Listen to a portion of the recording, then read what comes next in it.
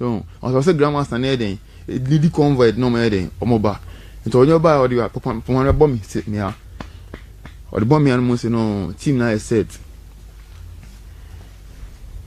or the bomb and say team na then I set go say me there say me yeah mama you know I'm go share them just go share them yeah mama no chance I be family akọ go share them 21 days now the 20th day no ona ye pause here no and 21 days no be family no dem call attend no ana attend home but ono onye pictures na mo di gu us on different or some you know bako ni say bako so ni say bako so I say 4 I say 4 but yeah can me no okay ana nha no I say ade bia hono bi fitin ha akọ no na se no ade ahun yeah nti all the pictures now as me to okra no yeah mo say enye me ma similar of me compare no like but I am ben bibia pictures bia mo to bia ben on bibia but just give similar of the picture na nkofo adwan ba so keke yeah they do ono bisa god is now obe dem one with that invite our man invite yeah ono no koto no channel say any di mo na opa na cho na say ni say ana ni kunu say den obi dan say one ni kunu na ho na mdani mechi no whom you know hey obi say god say we kukunu you know say yes I say I say no I'm boy kan kasa o den ono hia me personal enye ono hia me na no nkwan so obe den enya me but what di ma body no ano no nti de on don twen ono odan no otwa no sa o so no otwa no sa mo say mungu no bobo no sa no tuma me ni bora na me da house and da be 14 days say do twa odi twa no no ono I say on revenge no pen no onye obi an fa revenge in bass asene so about for Christians no on say then tia for Christians no now first na me mentia say the reason we attack Christians but me free we are still me hunya me no Mr. say I dey follow me start me dinya me echi no I'm saying hey me mentia attack Christians on say we are saying boy ba kwa me in the bar and my father apostle man obisa me say nti se Christo se sofo bi se nyame afre no nyame afre ne san ono nyame ai da hye ne nyunya na otika se mko ye adwuma se mko ye a ye den ediso sa sofo me plan se nti ono te otumi tran oni adwuma yo o te dem san na ati odo se akofa do ai den a point no the same akofa do point na fo se Charlie benyamo to am bra be sin ko okada anka obe mbisan san ko be fa den I've no confused me say so ono nka so issue na adu no ndwen anka obe okada ni Akufa appointment no anko be Friday also Akufa dey dem say bi on na fidie no kada no na eden Christians have something valuable, that is Jesus Christ. Why ana obi a woni al papa bia yan ta kill we inferior I say una mita uta China phone mita iPhone I will never come for the China phone. I'll go for the iPhone. Nyame na also no valuable. And I say we are another society in the world no. We are jealous. We are against. We want to rule the whole world. It's not possible. But we are trying our best. So you say it's not possible. But you are trying to overcome Jesus, God. So and it's about overcoming the fun and battle. Ne then overcoming the aten. I'm saying Paul. Didn't want destroy no. It's a revenge. You know what did da? It's no so captivity. And so before we know that the boss says no then you fight the Christians. There are two very bomb man down about me down more wheels 14 days. It me so team you know my mem be me no who if my go me san it me come chi san me come chi na me peja kosoro me come chi na peja na ndane aboa bia ni me tuma dane akokora abrowa oba me ko nyana ndane mboa bebre ana mbesi won mbesi no mama ala 7 days mama eden me bam also me bam no share me say when I said say every Christian on earth to be destroyed and pejam me so red now me kusa no han daniel so green o chance say yeah okay no da obi say God say then no be ya be den me please no because now at the open when you God is not in the day. A bisa any negotiation. But I know they're not me but me is equal. Because now tax said I'm ready for the tax. Yeah, and now me so me so me call from so many adje. Say the more penal. I had beam. And now who on at the same time I see both spiritually. I mean me half for us. I mean half for it. And say me ba. Say me ba me be di boni pa. Won say me nwi no. Na my dreadlocks. I kata me nim say. Ana be o mu nya say. And say me nwi na ba ma chi say ah. Na me say nipa mekunu and endorse sa. Me kata me nim say. Ah. So be deal more. And the enemy ba no mercy. Se kata me nim say na me de ba me fi so ba sase so a. Ah. Ne ba enkwam Christopher me geography won say the doors. Am ba so me disaster na eden. E ba ntim ba na me call, me na me ba me ko da ye campus street. Dia na ma Christopher ho ba kwan amunye omuko. Ana Bobby make say Christopher no. They don't know what they have. Okay, what do they have? They have a greater one, the owner of the heaven and earth. Okay. Yeah. I know a jealous God. Yeah, on me from on say nyame mbeti asimi say last time me tell na me dwendwen nyame kese on am say God nkasa no. He wasn't created by anyone. He wasn't born by anyone.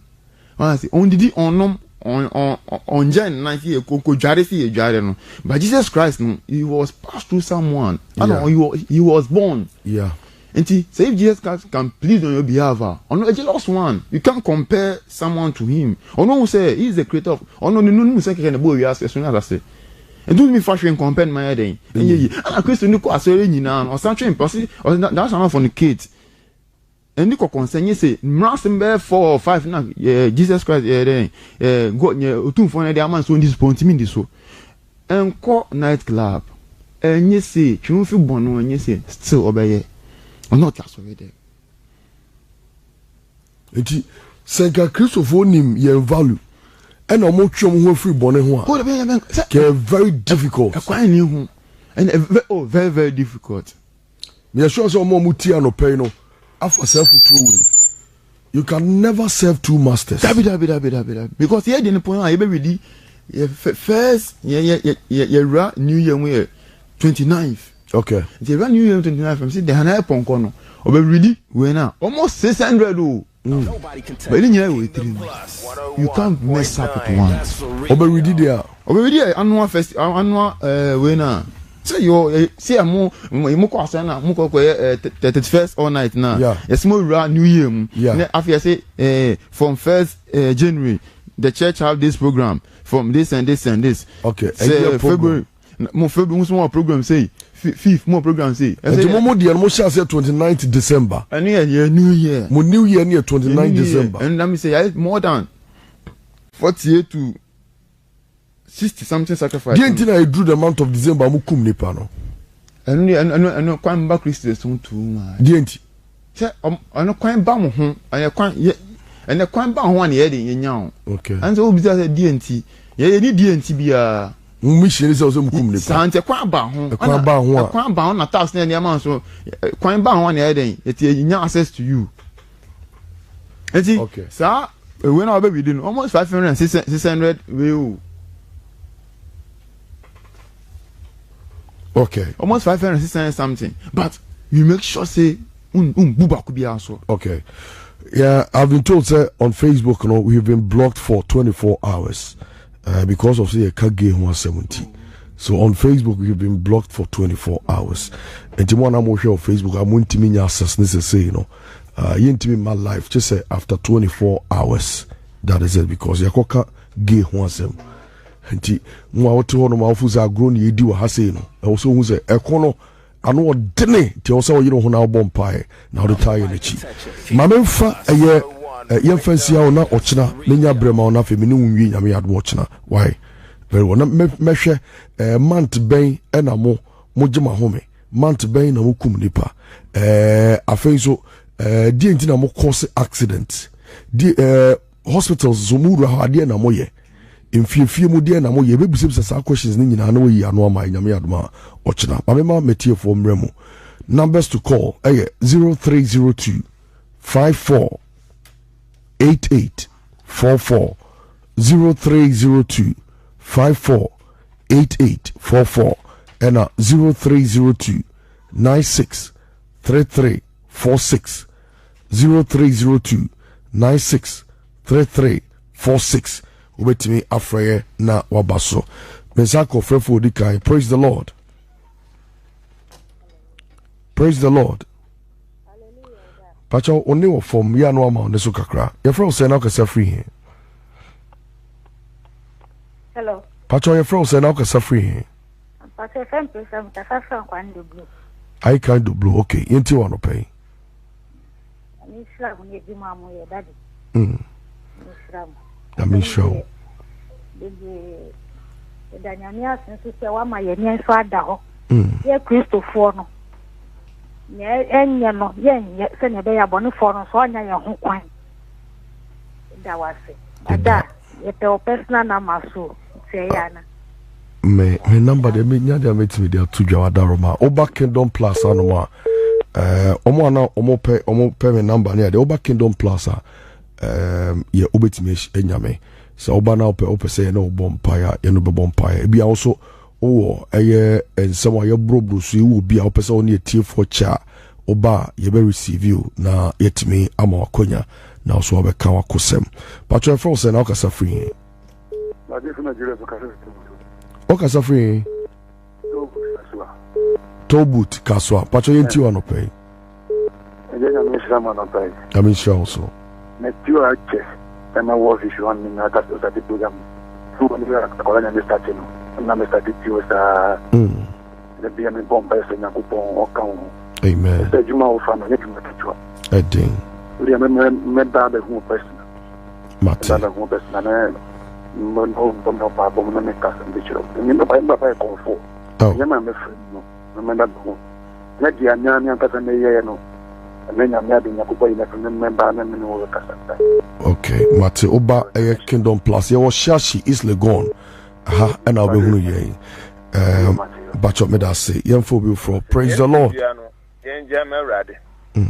Bacho your friend say na kasa free me kasa free do me Bacho your friend say Moses yenti wa no pay me bacho say Bacho yeti wa no pay yeti o me bacho there is a time ago na me nya dream bi efa wo ho ba na me sent me anka wonti me bo Pastor Ben Amane sene be anka obema waso ati but mentimi hu se otimi ma waso te ansa na ebia bibi say ebesi na say last week mu na madam for bi ka kire me say wate unka wo Kingdom FM ena me nso me de me station to anti so far no pay me nso me introduce wo kire ni anom sene omo nso ehwehwe wo esefa na yenso egu so de mpaye ta wachi sene be okuna ofam no nyina nyame ba mo wadi nkunim te mempa ba medase mempa ba nyame nhye wodi amen onfa Elijah atade no nkata oso amen ono so nkunim amen yenso de mpaye ta wachi ntenso wate medase nyame nhye pa amen Pacho your friend say na kasa free here hello Pacho your friend say na kasa free here okay me Hannah me kasa free East Legon okay mama Hannah yenti o free East Legon Pacho me kasa ye da wasi bebre ye da radiasi so ba ya udi nyame asem aba na oba be bie ye nyina ye gyina pintin e wo nyame asem amen na ada nyankopon beba no yanyira anye yira ba praise God na de to sumi enu so beta se na nkonkron on show amen na no onyam so enye kete e wo so amen eti se na nyankopon odi ne nkofo ekwohye funu ni mu no na odi o mu kwohye funu ni mu no wanfo ma hye funu ni mu se o mani engu aso ana wodi o mu se funu ni mu se e bia anka o mbehu ne kete ye amen so no de wu nyame dada na bia no odi ni hye funu ni mu no onyim se de nyankopon ne kete esitie nti no de o mu hye funu ni mu ni se be ya o mbehu se ono ne kete ye eso Na nensa ewo obi so obi antimi yi nensa emfiri so. Enti de tu wunyina no eye de bema na asem aye kese. Na nanu onyam obi antimi ngine enim. Amen. Na king darkness kingdoms atempem enkoto nyankopon nanu onyam. Na ya ye ndama bontina ye di nyame somo no edi agoro no. Ye hu se woso na tumi biele ni ho a esosene no. Enti so he bia ba wa kom bia no. Nyankopon onye wuchina fo wokufo na osima wudi no enye kese ewo wo so. Enu enti na mefre. Mama, Eradin Shao. Pacho, your friends are now free. Sorry, I've shown you a homano so. Yemfo bill for praise the Lord. Okay.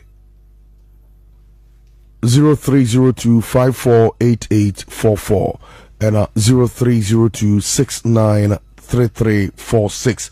Hello. Hello. Hello. Pacho, una ucha to your friends are now free.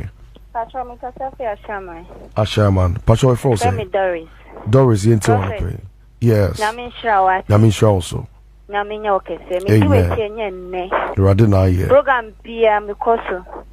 Na mi de yesu asise mi sanka obium. Asise maybe mi nte onkano na mi bompai mi komi koto je mi say papa. Baby biara na na ya wo biara mi di na na ya edima edi gina ho ma sofo papa biara wa Ghana ha. Edi na na ya edi gina mu ema omu. Baby biara wo biara ade biara ekoso biara wa na bra bom biara awrade yi ni film. Amen. Enti da mi te onka o kingdom no.